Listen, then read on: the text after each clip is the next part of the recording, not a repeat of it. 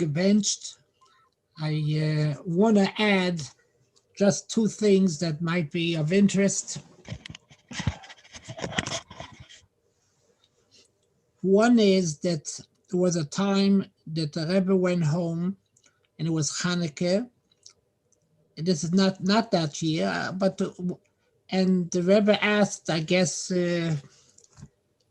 Chesed, is there a dreidel?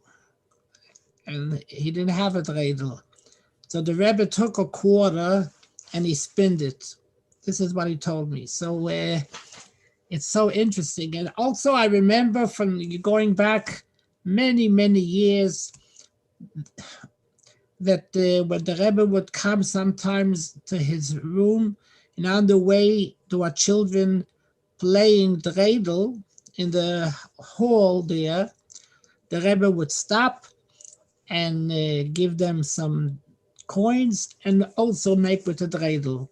So the Rebbe was like, every minute Yisrael was by the Rebbe very, very tired. Incidentally, if this is not known, this is very important for everyone who's listening, that the Rebbe once said on Yechidus to Reb Zalman Posner Olav Hashalom, of what is so special about a minhag. And it's a mitzvah to fasten this for those who never heard this before. And the Rebbe gave a mashal of there are three types of avodim. There is an eved that whatever he's told, he does. This is the Reises. When we have something in the Torah, it says a mitzvah, we do it. Then there is a mitzvah d'Rabbanan, brings out a deeper hiskashrus, that even though, like a Adain, who doesn't have to spell everything out, even if he makes just a hint, if he's hinting, that is good enough. That's what Chazal say on every Drabanan, leke mide de loy remise b'deraisa.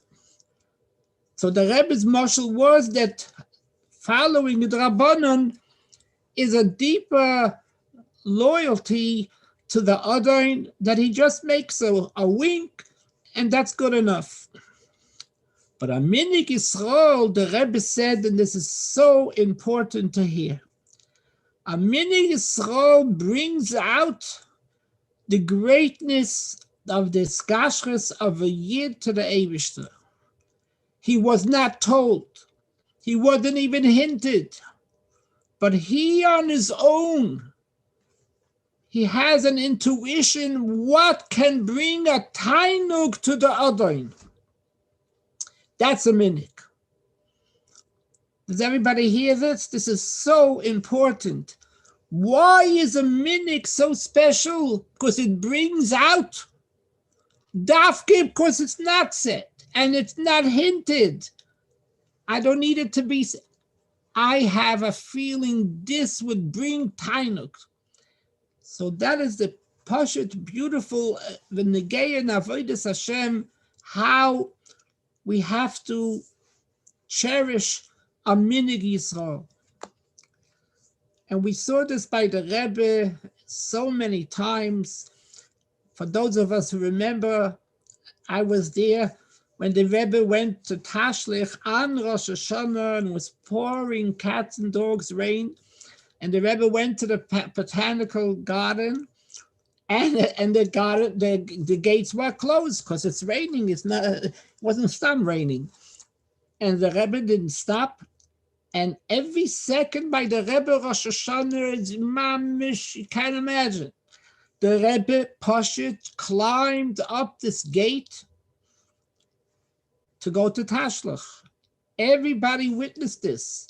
A lot of people also followed suit, and later by the Koshel Bracha, the Rebbe gave only to those who went to Tashlach on the rain, and he tested some people's hats if they really went. But the point is, we saw by the Rebbe, It's just a minig Yisrael. A minig Yisrael, Mesiras Nefesh. No gates, fences. He jumped, he climbed up the whole gate. L'katchila River, we saw the Rebbe living through this L'katchila River. So that's something interesting that I wanted to bring out the minhag. Also, I want to bring some memories. If we're talking about Hanukkah, the whole idea of Hanukkah Geld, how this developed, was first, there was a time that the Rebbe gave, he went into the Zal, and this was, the Anhola was there, and the Rebbe gave Hanukkah Geld to the Bachrim who kept Seder. And the Anhola had to okay, or if these Bachrim are keeping Seder. And it was a special, it was Moiradika Kirov that the Rebbe gave to the Tamimim Hanukkah Geld. Now later on, it became already a whole, gave to everyone, and but it's interesting that Lekatchile, it was only for the Tamimim, and only Dafka for those who kept Seder and Taka, whatever, learned, and those were able to be Zeicher. Okay, that's just some of the memories I have to share with you all. And now we're going to talk today about the third Ikar of the Yud Gimel Ikrim. One of the Yesodis that the Rambam says is fundamental in the whole religion. As ein loy guf, ve'ein loy demus haguf. That when we talk about the Eibishter doesn't have any kind of a body and any kind of a form of a body. And to believe that is Yesodei HaTorah, this is fundamental. And if Chas v'Sholem, according to the Rambam, because we're going now according to the Rambam, if a person, Chas v'Sholem, does imagine that the Eibishter has a guf, he's a kaifer, playing with a very serious issue.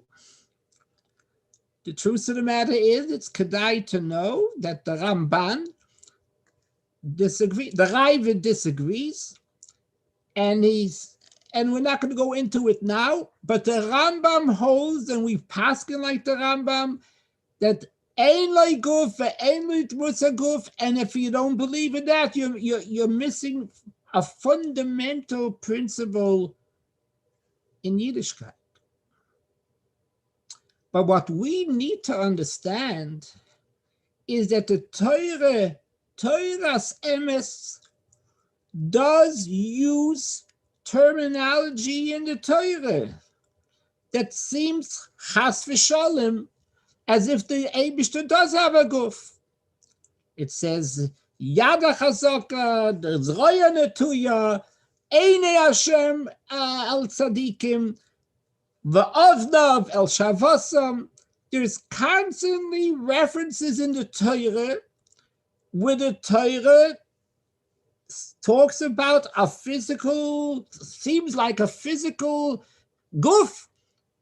The Eibishter has an ear and he has an eye, chas v'sholem.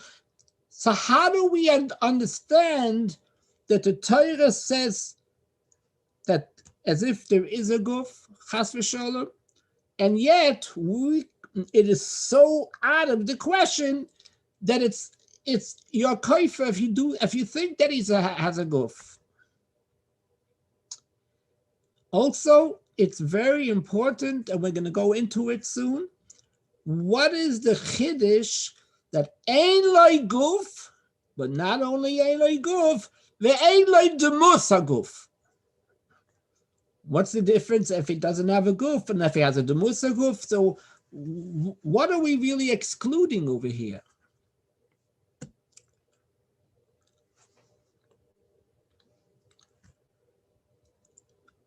So I'd like to begin with something very, very important to know. Number one, in Kabbalah teaches us that there is a whole system how Hashem answers us, how he conducts himself with us and with the world. There's a system. And the system is called, there is a Seder Hishtalshelus. There's a system of many, many levels of world, spiritual levels. And there is higher, and then it goes down lower and lower and lower. And it talks in great detail about the system.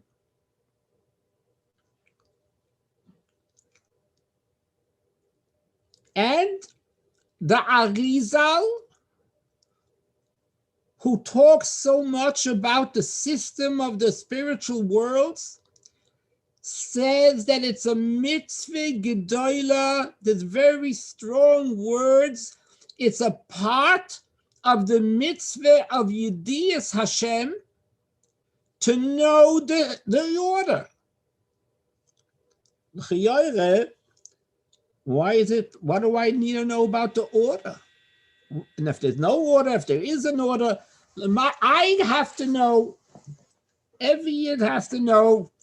He's talking, davening to the Eibishter himself. And how Hashem conducts the world, l'may nafka. I leave it to him. He knows what he's doing. I'm sure everything is perfect. Yet, no.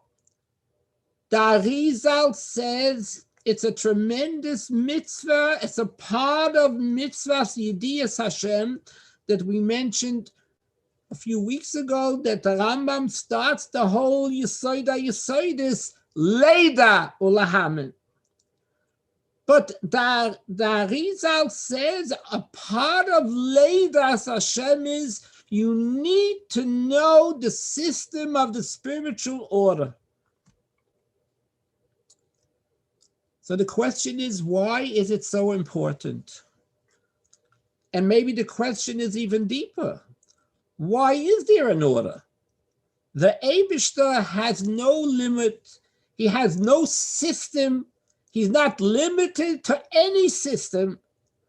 The holiest system is still a limit, and Hashem is beyond any system. But he did make a system. There is higher and there is lower, and in order to get to the lower, it has to go through gradually from one system to another system. Why did Hashem even make the system?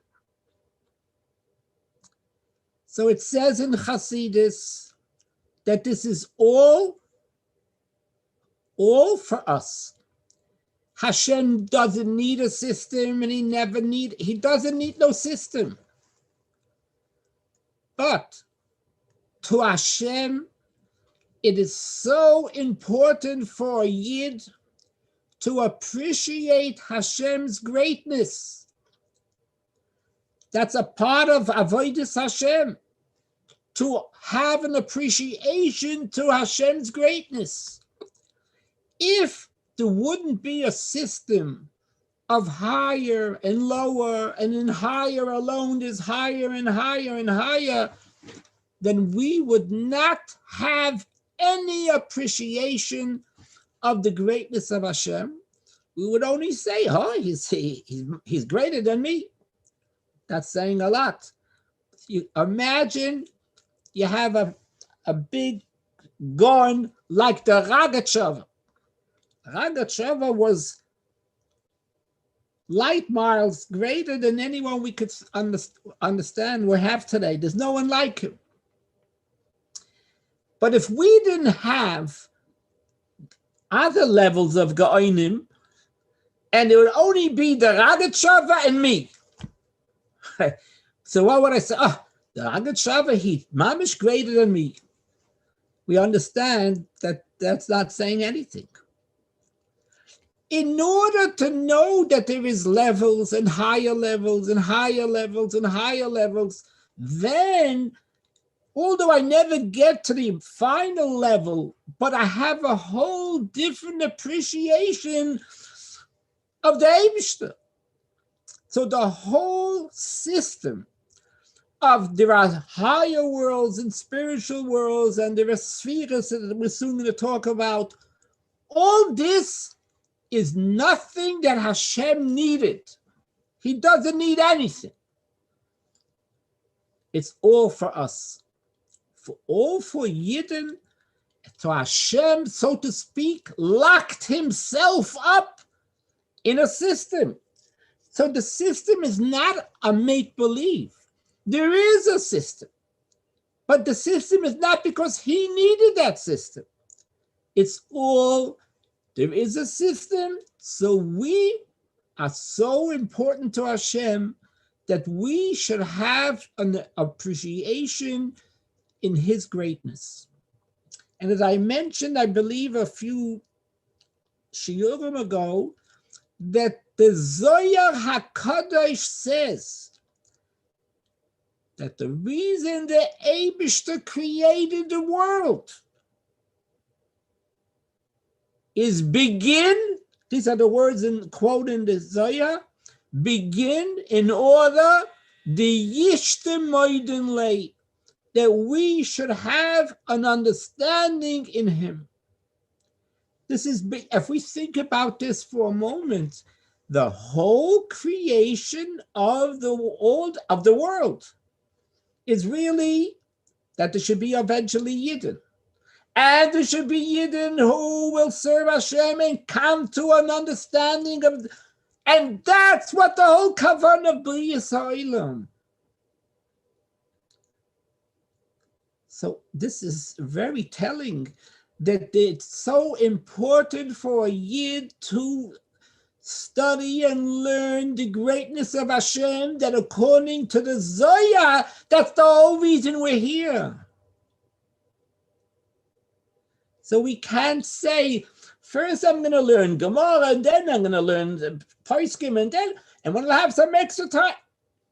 The question is not what you think you want to do. You got to know, what does Hashem want you to do? That's Bechlal, the most important thing is to know, what does Hashem want? Hashem stated that the whole purpose, according to the Zohar, why he created the world, and why he created Yidden, and why he gave Matan Torah, what is that supposed to lead to?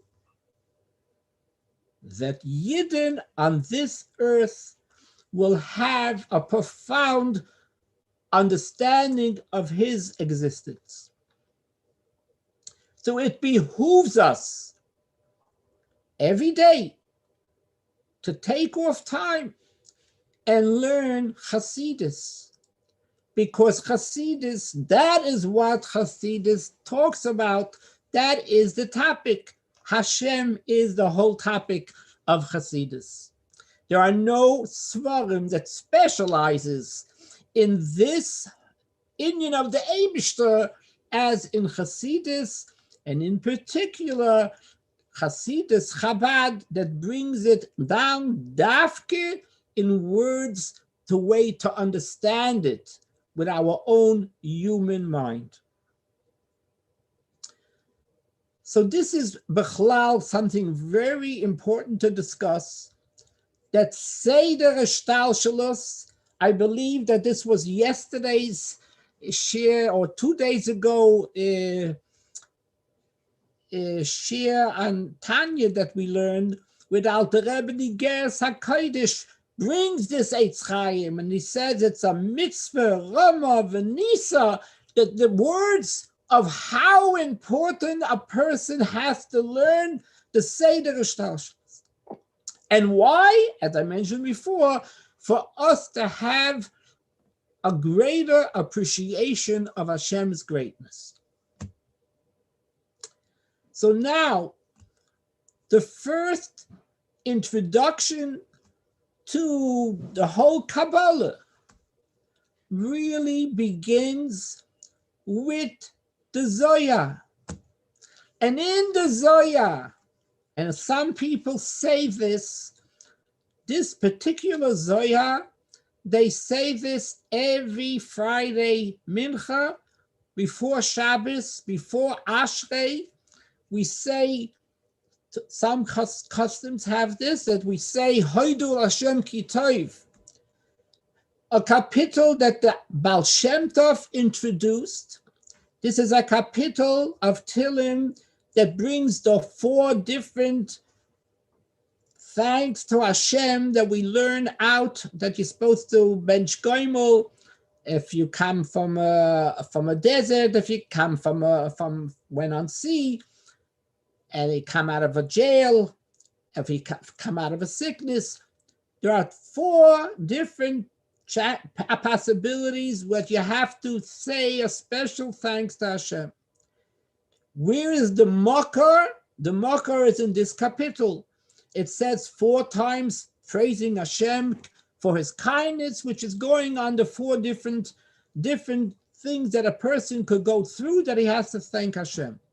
So the Baal Shem Tov introduced that every Yid throughout the week, we also go through trials and tribulations, and if we come Friday, the end of the week, we have to thank Hashem for these 4 things, and that is why it's a minhag from the Baal Shem Tov he introduced to say this kapitel before Mincha Erev Shabbos. Then, in many Sidurim, there is a special passage that, believe it or not, it's a praise to Hashem that Eliyahu Hanavi says to Hashem. And it begins, Pasach Eliyahu. Those of us who are familiar, it's all in Aramaic. The whole Zohar is in Aramaic. And this is all mysticism. The whole Pasach Eliyahu talks about the spiritual worlds and the system. And this is something that is said every Mincha Erev Shabbos after this kapitel, Hoidu Hashem ki tov k'li olam chazda. Eliyahu Hanavi begins by saying to the Eibishter, this is like his song to Hashem. Incidentally, a lot of tzaddikim said Pasach Eliyahu right before they left this world. This was like the holiest praise that they said right before they left Olam Hazeh. What does he say there? He starts off saying,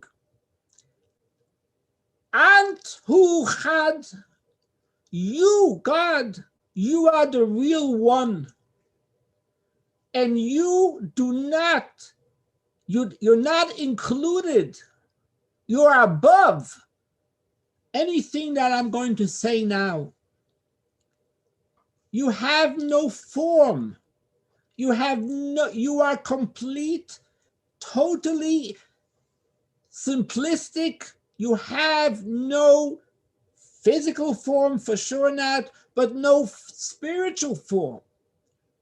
Which incidentally, if we would have anything to say and call Hashem, it would be a contradiction to what Hashem is. Because whatever we'll say is a limit. You're defining him by something. You'll say he's infinite. You'll say he's eternal. You'll say whatever you're going to say, you're saying something specific. And God he's beyond anything you could say. That is one of the reasons we say that Hashem has no name. Because a name would be defining him. You can't define Hashem. Of course, you can't even call him the creator. I think we talked about this, that for Hashem to be our creator, it would be like an insult. That's what Hashem is, a creator. To him, it's nothing to create everything. So whatever Eliyahu Hanavi is going to continue, he makes the introduction. You are Ad Tu Chad. You are the real one, unique, that you are above anything that I'm going to say now. Then he says, Unto you are that Eibishter de apikas, that you took, so to speak, out of yourself. You revealed yourself into 10 spheres. The 10 spheres, we call them 10 faculties. Let's understand this, because it says in so many places that God created us in his image. It says so clearly in the Torah.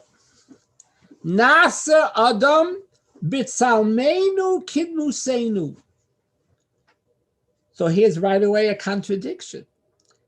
How could we say that God made man in his image when we just now said that Hashem has no image?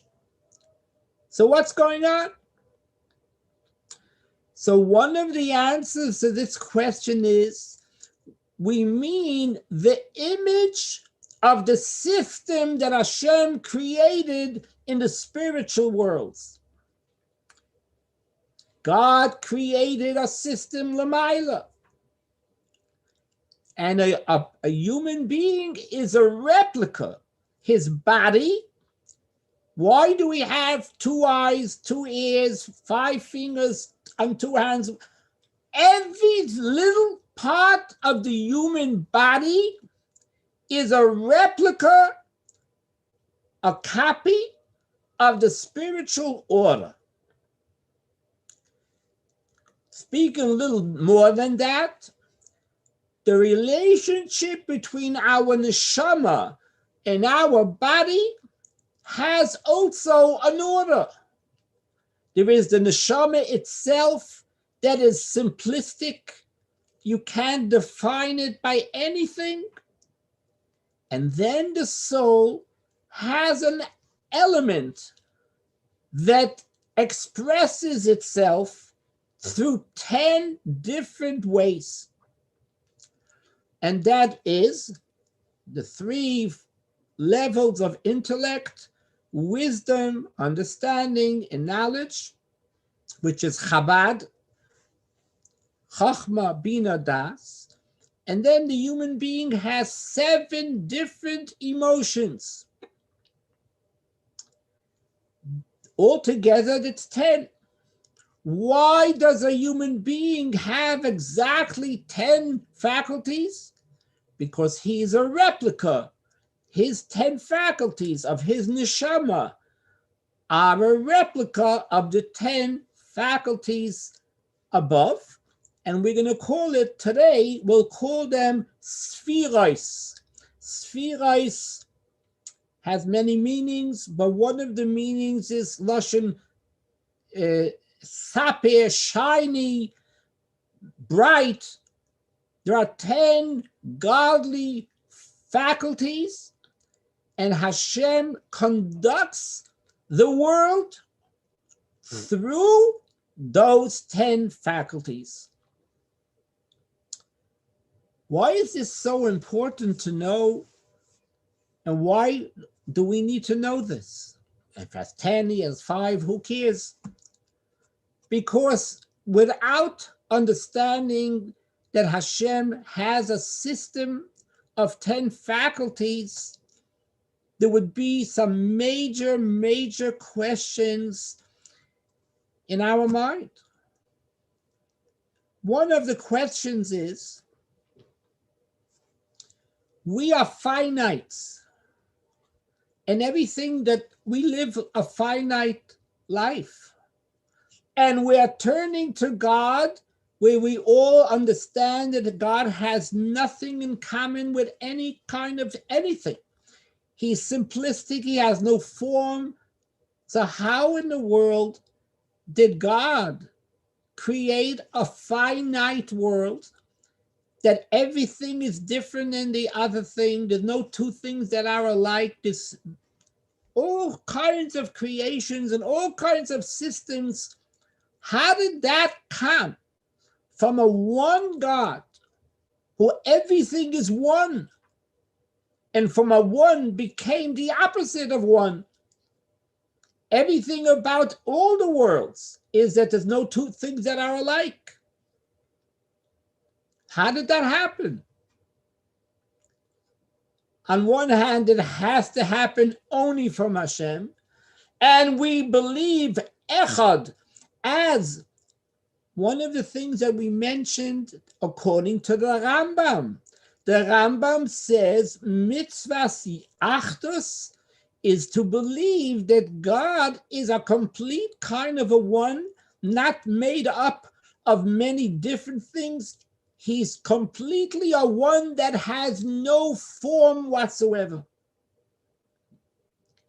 So here we are obligated to believe that he's the complete one. And here he created everything that is just the opposite of one. So how did this happen? How did this happen from a one God? How did he do that? Logically, of course, God could do anything, but if we are to understand, we are told that there's a mitzvah to understand. Logically, it doesn't make sense. How could a pure one, create something with just the opposite of one? So the answer is that Hashem created a system of 10 different faculties. Let's give this analogy, which is brought down from the Pardes Ramoshe Cardova, who was one of the greatest Kabbalists, explains, if we could understand this, like let's take the light, or light from a room, or light from the sun, and a light that has different glasses. Let's say you have different windows. You have a blue window and a red window and a green window. The light has no color, but the light through a red glass will look red to you because it's coming through a red glass. And so goes with the green glass, and so goes with the blue glass. In other words, the light is the same light, but when it comes through a different kind of a glass, you will receive it as blue or green. The same way goes with the faculties of Hashem. He created the faculties, and everything that Hashem does, he conducts himself through shining through those faculties. The faculties themselves also come only from one God. So here goes back the question. If the faculties come from Hashem, so why isn't the same question, just like how does a one God, how did it become 10? So here again, we have to go back to another aspect in Kabbalah, that Hashem, for Hashem to have many is really not a contradiction to be one. Why? L'chiyayre, it is a contradiction, and how could we say there's many and many more than 10? Because the higher you go, you learn in Kabbalah that in the world of Atzilus, there are 10. If you go beyond all the worlds, there are Sephiros ad ein kates. There are infinite amount of faculties. So how did that happen?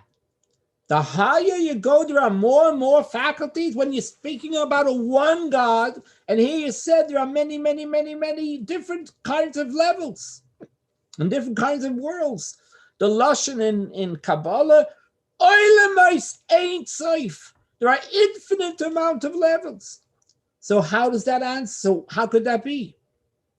The answer is that for Hashem, it's not any contradiction to be one and at the same time to be infinite amount of different things. How? How could we understand that? Because from Hashem's point of view, all of these things is Him. It's not one different than the other. To Him, He Himself is in each and every different sphere. It's the same Him. He could be this and He could be that. There's nothing that He cannot be. So as far as Hashem is concerned, the differences are only to the receiver's end. But as far as Hashem is concerned, He is the same Hashem that could be everything. There's a famous sefer that I think we mentioned, a sefer in Kabbalah, earlier, much earlier than the Arizal, and there's a sefer called Avodas HaKodesh. And Avodas HaKodesh says just one sentence, but it's like an atomic bomb. The Avodas HaKodesh says, Ein Sof, the infinite Hashem, is Shleimusa Dikula. He's the complete, He has every mile, every kind of advantage that it could be. And he continues, Shem sheyesh lo koyach bebilti bal gvul, kach yesh lo koyach begvul. When is finite a contradiction to infinite? If it's two separate things. But if you understand that it's this same Hashem, the same Hashem, His infinity is so strong that finite is a part of His infinity, that He could be a finite too. So the finite is not really finite. The finite is an expression of His infinity.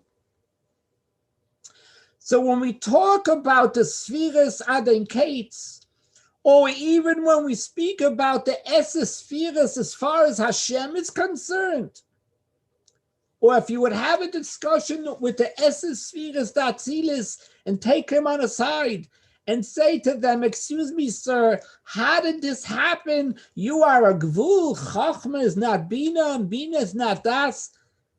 You know what the answer will be? You are out to lunch.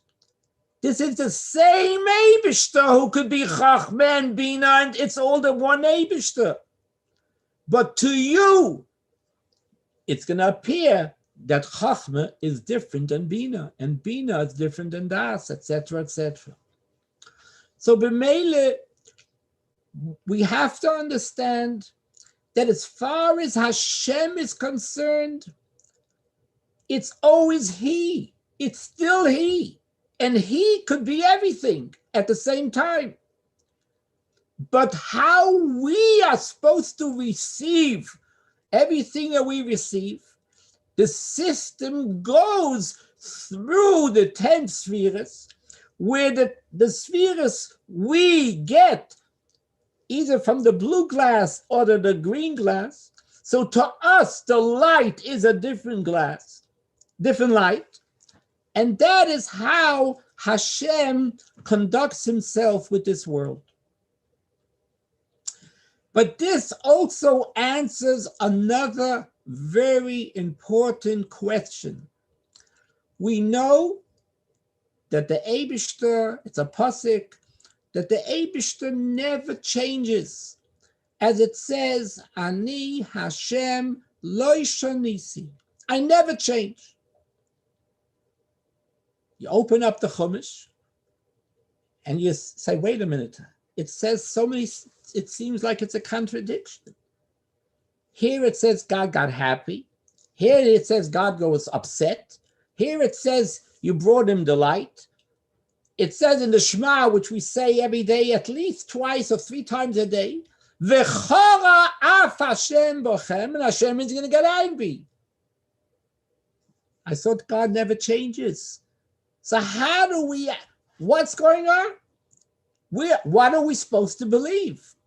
Does it say? It says he gets angry. It says that he got upset. So the answer is again, Hashem never changes. But how he's going to conduct himself to us is through different glasses. If we do whatever Hashem wants us to do, then he'll conduct him. He'll shine through the glass that is kindness.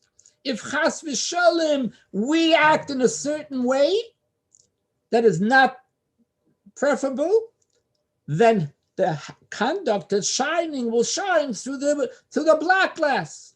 That means that the light doesn't change, but how we are going to receive it is going to be through that type of sephira. So I'm saying b'kitzur some very important points that if we didn't have the idea of that we didn't learn anything in Kabbalah, that the Eibishter made us spheres, there would be so many questions in Emunas Hashem. How do you put this two together? The truth is that the Rambam himself is bothered by this question. He asks, what does it mean, Yada Chazaka and Einei Hashem and all these things? And the Rambam explains that the Eibishter is talking in our language. But it doesn't really answer. But so is there some truth in it? Or this is just a way for us to... So according to Kabbalah, it's emes. There is a difference in how we are going to receive our relationship with Hashem is going to be based on our conduct. And that's the kind of light that we're going to receive through the different spheres that Hashem set up.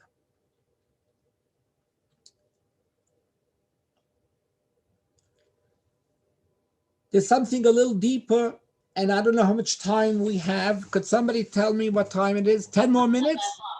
Three more minutes. We're going to have to continue because there's some very strong things that are not yet fully answered. But I do want to say, on one hand, a Yid is supposed to believe b'emunah shleima, that everything that we do matters to Hashem himself. I have to share this with you, that this is not so well accepted in all circles of the Frumme Yidden.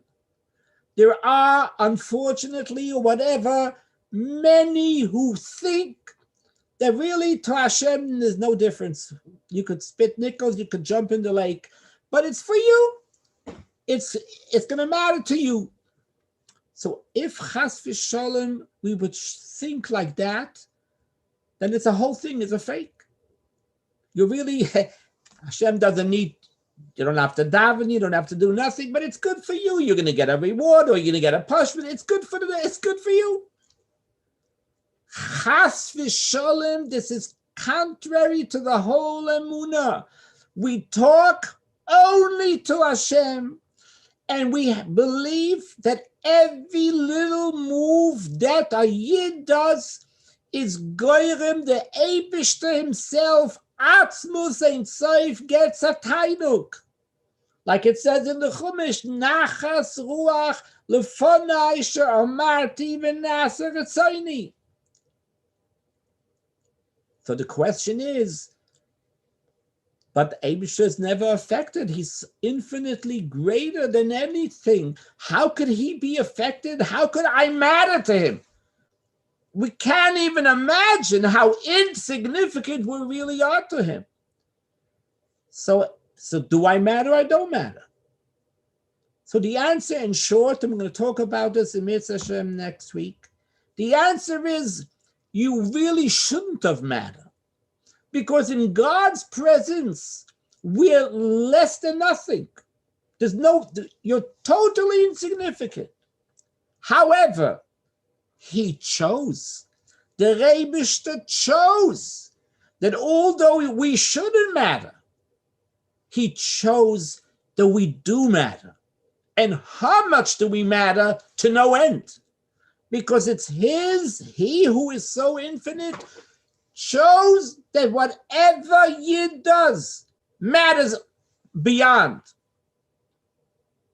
And this is mamish negeya, and we're going to have to talk about this next week.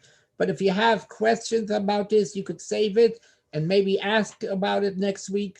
But I'm giving you the final Seif Pasuk. Then in Chassidus it says that really a Yid has to know that everything he does reminds me this week, Hashgacha Padius is Pashas Vayetze. And in Vayetze, in the middle of the dream of Yankov, he sees Vehine Hashem Nitzav Alav. Nitzav Alav, there's two different pshatim, Nitzav Alav, but one of the pshatim is the Eibishter is standing on Yankov. What's this message? When somebody's standing on, you're laying on, let's say on the ground, and somebody's standing on you. I hope he's not overweight or something. But if somebody's standing on you, you know what? Every move that you make, the guy who's lying is going to affect the guy who's standing on you. So the Rebbe explains how profound this pasuk, what the pasuk is saying here. Yaakov is the father of all Bnei Yisrael. And the Eibishter is revealing to him that I am standing on you. Every move that you make is kvayochel noigeya to me. Why? It wouldn't make any sense. But that's what Hashem did. Whoops.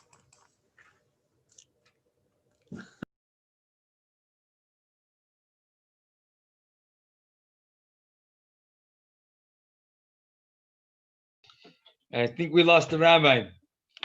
Thank you very much, everyone, for joining. And Be'ezrat Hashem, next week we'll continue in Yerushalayim and Hakedesh, otherwise right here.